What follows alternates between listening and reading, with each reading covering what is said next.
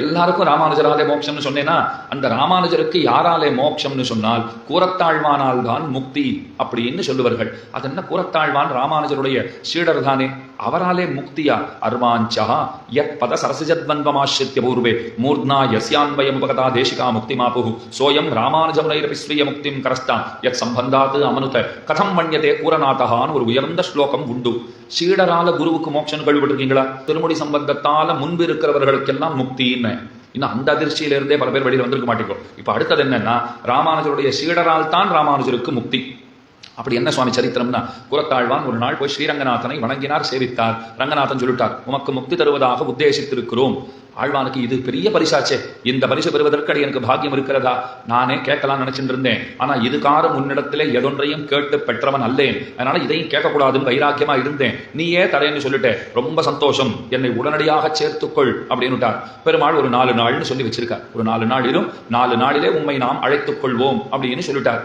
இந்த செய்தி ராமானுஜருக்கு சொல்லப்பட்டது. சுவாமி, இந்த மாதிரி கூரத்தாழ்வானுக்கு ரங்கநாதன் வரம் நல்கியுள்ளார், 4 தினங்களிலே சேர்த்துக் கொள்வதாக சொல்லி இருக்கிறார். ராமானுஜருக்கு ரங்கநாதன் இடத்துல கோபம், மனசுல கூரத்தாழ்வான பிரிய போகிறோமேங்கிற வருத்தம். இந்த ரங்கநாதனுக்குத்தான் புத்தி பேதலிச்சு போச்சுன்னா இவர் ஏன் சரின்னு சொன்னார் அப்படின்னு இவர் கேட்கிறார்.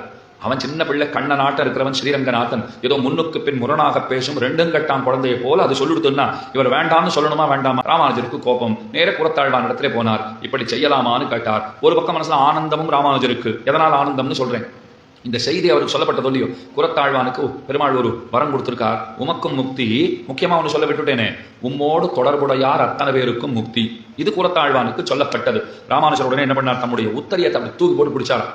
ஒரு ஆனந்தத்தாலே கையில இருக்கிற பொருள் அப்படி வீசி எரிந்து பிடிக்குமா போலே எனக்கும் முக்தி உறுதியாச்சுது அப்படின்னு பிடிச்சாராம். சுத்தி இருக்கிறவாள்லாம் பார்த்தா, உமக்கு முக்தி இல்லைன்னு யாரு சொன்னா?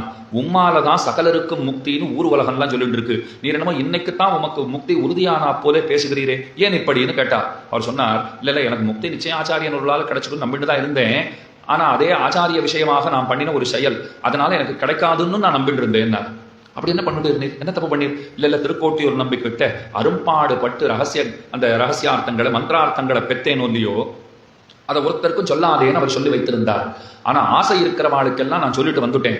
அவர் என்கிட்ட என்ன கேட்டார், குருவினுடைய வாக்கியங்களை மீறுகிறவனுக்கு என்ன கிடைக்கும்னு தெரியுமான்னு கேட்டார். என் காதல் அது ஒழிச்சுட்டே இருக்கு. நான் என்ன பதில் சொன்னேன் தெரியுமா? நரகம்தான் கிடைக்கும்னு சொல்லி வைத்தேன். அதனால அப்பல இருந்து நான் என்ன நினைச்சுப்பேன்னா, ஒருவேளை நான் நரகத்துக்கு தான் போவேன்னு நினைச்சுட்டே இருப்பேன். ஏன்னா ஆச்சாரிய வார்த்தையை மீறி இருக்கிறேன். இன்னைக்கு அந்த கவலை தீர்ந்து போச்சுதுன்னார். எப்படின்னா, ஆழ்வான பார்த்து ரங்கநாதன் என்ன சொல்லியிருக்கார், உம்மோடு தொடர்புடையவர்களுக்கெல்லாம் முக்தின்னு சொன்னாரோ இல்லையோ, எனக்கு ஆச்சாரியங்கிற தொடர்பு அவரிடத்துல இருக்கிறதோ இல்லையோ, அதனாலே அவராலே நமக்கு முக்தி இன்று உறுதியாச்சுது. அதனால தான் கூரத்தாழ்வானை பத்தி சொல்றச்சே சொல்லுவா, சகலருக்கும் ராமானுஜராலே மோட்சம், அந்த ராமானுஜருக்கும் உம்மாலே மோட்சம்னு சொன்னால் உம்முடைய பெருமையை யாரே வருணிப்பர், யாராலே வருணிக்க கூடும்? மொழியை கடக்கும் பெரும் புகழான் வஞ்சமு குறும்பாம் குழியை கடக்கும் நம் கூரத்தாழ்வான் சரண் கூடியபின் பழியை கடத்தும் ராமானுஜன் புகழ் பாடி அல்லா வழியை கடத்தல் எனக்கினையாகும் வருத்தவன்னே. வாசாமகோச்சர மகாகுண தேசிகாகிரிய கூராதிநாத கதிதாக்கில நைச்சியபாத்திர மணவாள மாமனிகள் எதிராஜ விம்சதியில சொல்றார், வாசாம் அகோச்சர மகாகுண தேசிகாகிரியம், வாக்கிற்கும் மனத்திற்கும் எட்டாத வைபவம் படைத்தவரான கூரத்தாழ்வான். காஞ்சி பிரதிபாத பயங்கர சுவாமி எழுதுறார், கூரத்தாழ்வானே திரும்ப அவதரித்தாலும் முன்பு வாழ்ந்த வாழ்க்கை அவரால் திரும்ப வாழ முடியாதுன்னு எழுதுறார். அப்ப எத்தனை கண்ணியமான ஒரு வாழ்க்கை வாழ்ந்திருப்பார்னு பாருங்க. இருக்கிற பொருள்களை எல்லாம் துறந்து வேண்டாம் என்று ஒதுக்கிவிட்டு ராமானுஜருடைய பொன்னடிகளே புகழ் என்று வந்து சேர்ந்தவர், ராமானுஜருக்காக தம்முடைய கண்களை தியாகம் செய்தவர், சம்பிரதாயத்தை காப்பதற்காக தாம் கொண்ட கொள்கைக்காக தம்முடைய கண்களையே இழந்தவர், ஒருபோதும் பகவானிடத்தில் ஒரு குறையும் சொல்லாதவர், தாம் கண்களை இழப்பதற்கு காரணமான தன்னுடைய சீடன் நாதூரான்னு பெயர் பெற்றவன், அந்த நாதூரானுக்காகவும் பகவானிடத்திலே மன்றாடியவர். எத்தனை பிழைகளை தம்மை சேர்ந்தவர்கள் யார் செய்திருந்தாலும் அவற்றையெல்லாம் தம்முடைய நெஞ்சிலே ஒருபோதும் கொள்ளாதவர். அவர் எப்படிப்பட்டவராக வாழ்ந்தார்னு சொன்னால், நன்மையால் மிக்க நான்மறையாளராக வாழ்ந்தார். கண்ணினும் சிறுத்தாம்பிலே நன்மையால் மிக்க நான்மறையாளர்கள் புன்மையாக கருதுவர் ஆதலின் அன்னையாய் அத்தனாய் என்னை ஆண்டிடும் தன்மையால் ஷடகோபனின் நம்பியேன்னு பாசுரம் இருக்கு. நன்மையால் மிக்க நான்மறையாளர்கள் யாரு அப்படின்னா, பிரகலாதன், அதுக்கு முன்னே சீதா பிராட்டி, பிரகலாதன், கூரத்தாழ்வான், இவர்களுக்கு தான் அந்த ஏத்தம். என்னன்னா, தீமை செய்தவர்களுக்கும் நன்மையை வேண்டியவர்கள். அந்த குணம் யாருக்கு வரும்னால், நான்மறைகளிலும் தேர்ச்சி பெற்றவர்களுக்குத்தான் வருங்கிறார். அந்த வகையிலே கூரத்தாழ்வான் மிகச் சிறந்தவர்.